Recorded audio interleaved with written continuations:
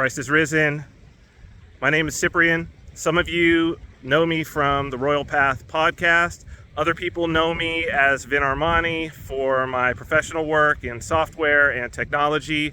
I am here in Saipan in the Northern Mariana Islands where I live with myself and my family. And we are in the aftermath of Super Typhoon Sinlaku, which struck about 2 weeks ago. It was a Category 5 storm that lasted for about 3 days. It hit us. It's the worst storm in the memory of anyone here. And it was the most destructive storm of the year so far.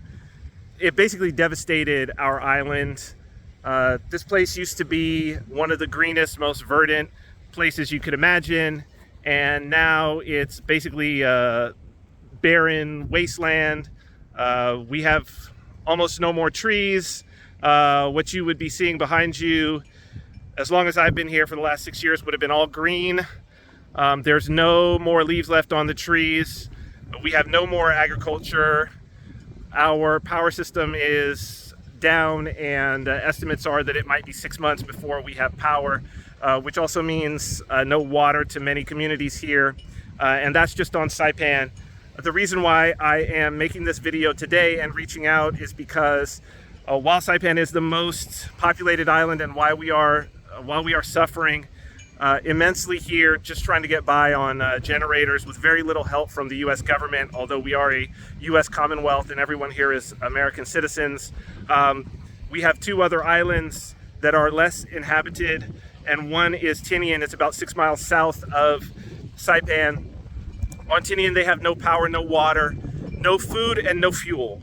So recent reports now is that there are people sleeping in their cars who have not, whose houses have been completely destroyed and who do not have food and have not had meals in a few days. There's about 1,000 people there on the island. About a third of them are children. Again, there's not a lot of help that is coming from the US government, even though they do have a military facility there within walking distance of the people who are hungry. So the people here are resilient. They've been in this place for 3,000 years, and before colonization, and even to a degree after, they were very much able to take care of themselves, and to a great degree they still are.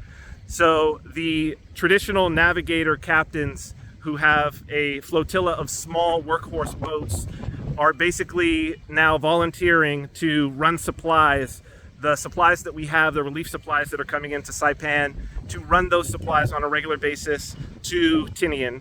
Good morning, Tiro. My name is Captain Cecilio Raigulupi.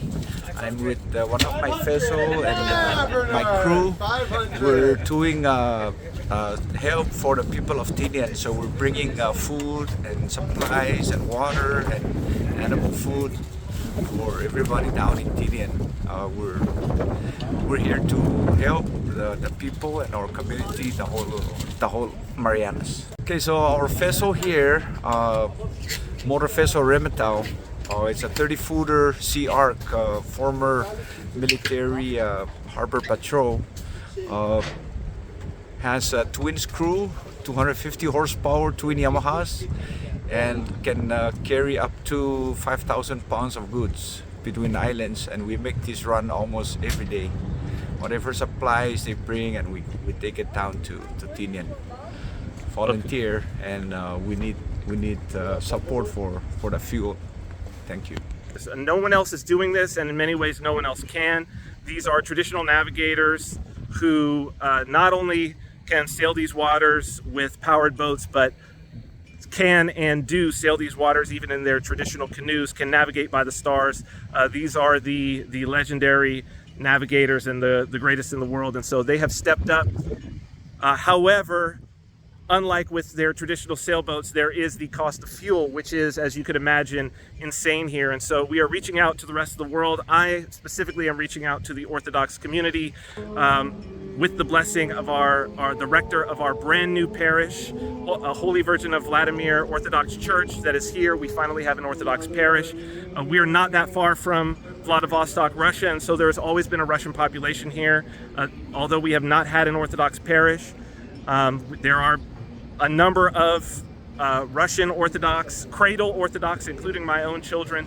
And so this is the mission that we are taking on as the Orthodox community and with our parish, is to raise money for fuel. We don't need anything else.